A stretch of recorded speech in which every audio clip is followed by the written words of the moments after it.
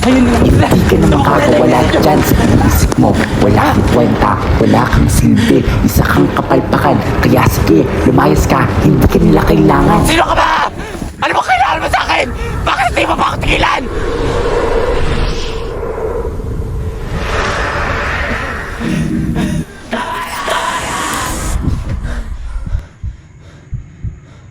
Ano? Hanggang sa panaginip pa talaga hindi niyo ako tatantanan?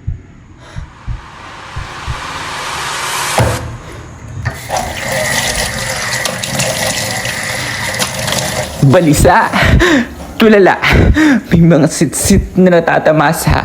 Ganyan loko kapag nag-iisa.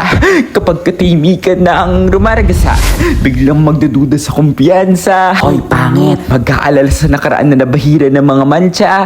Kawawa, iniwan na naman. At kadiliman na alam kung kailan dapat siyamansa.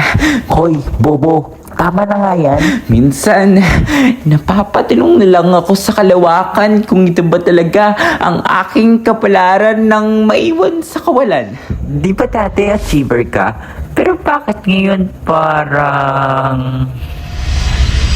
Naging bobo na. Ayan na naman sila. Nandiyan naman sila.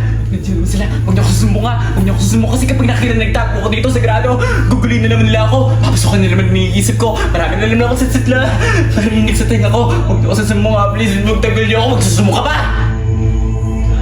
Lilintikan ka sa akin. Ha? Susumbong maningin ka na. Nico, saan ka nagtatago? Nandito na kami. Ito naman. Ayaw. Susuko na ako.